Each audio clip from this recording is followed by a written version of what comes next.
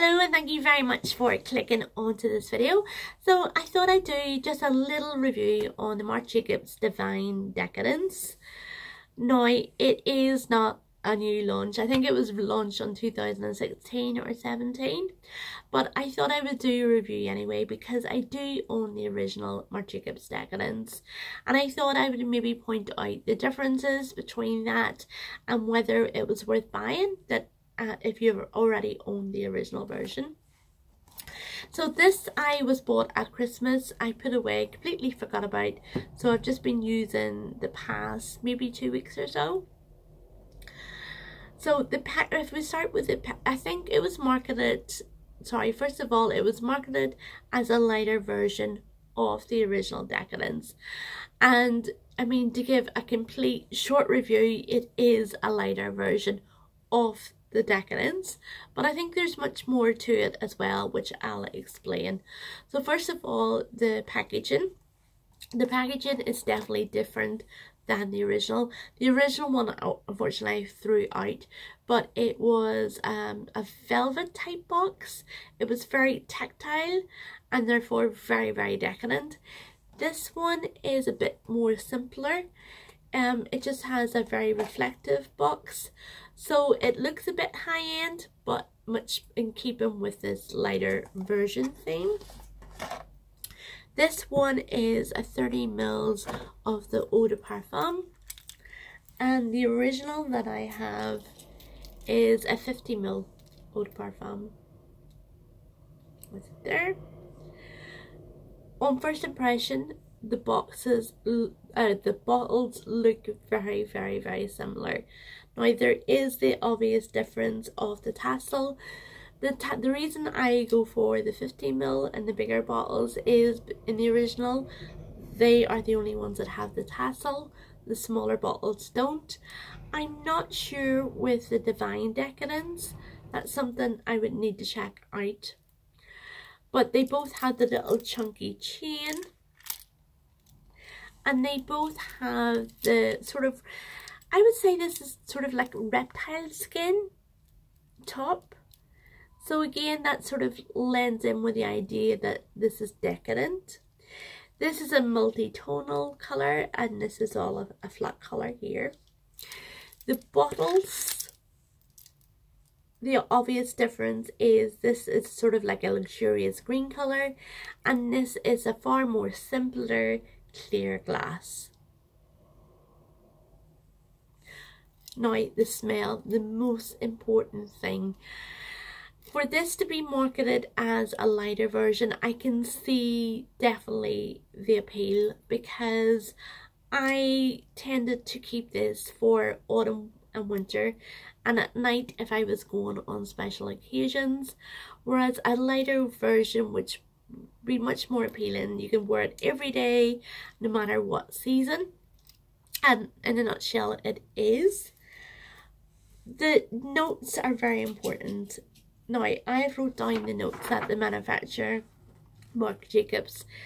The top notes are supposed to be champagne, orange blossom and bergamot.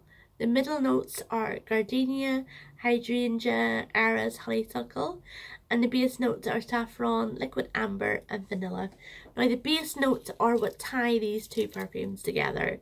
The vanilla, the liquid amber and the saffron.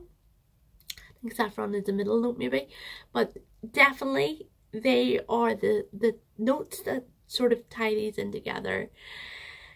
They are much more heavier in the original than in the Divine Decadence. They are still there, they still play an important part, but they're just not in the same concentration. I would describe the middle notes in here as leaning towards a more woody, sensual fragrance, whereas the middle notes in the Divine Decadence are definitely floral. I mean, the hydrangea, the honeysuckle, but definitely their gardenia would be definitely one of the top notes in the floral sense that you can smell. The top notes, champagne, orange blossom and bergamot. For me, the top notes that I can smell that bring this fragrance out or champagne. It definitely is a fizzy, floral, vanilla scent to describe this. And to go even further, if you have smelled Marc Jacobs Daisy, you'll know Marc Jacobs is a very fizzy floral scent.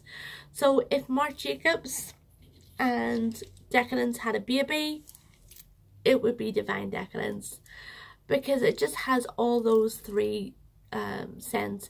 It has the champagne, it has the floral, it has the vanilla. So definitely a very lighter scent, and I think definitely a much more appealing scent. So definitely the differences are this floral in the Decadence, and the similarities are the vanilla. And would you buy it if you had the original? I think yeah, because I think it's a really good perfume in its own right. There is enough of a difference for it to stand out on its own, but just to have this sort of memory of the vanilla in it as well. So I definitely like them both. I definitely love this because you just don't have to think about it. You can wear it at any time of the year, and whether it's day or night. I'm hoping that it's explained the difference as I see it. Probably not, it's probably confusing, but if you have any questions, please feel free to leave them in the comment section below. I'll do my best to get back to you as soon as I can. But thank you very much for watching, and I hope you have a lovely day or a lovely evening wherever you are. Thank you. Oh wait, oh, and I never said about the length on the skin. That's one thing. I've only been using this for 2 weeks, and they sort of last on the skin around about the same amount of time. I don't think Marc Jacobs brings out really long lasting perfumes, but definitely, I mean, 3 or 4 hours at least. So that, yes, hopefully that's it now. But thank you very much for watching, and I hope you have a lovely day or a lovely evening wherever you are. Thank you. Bye bye.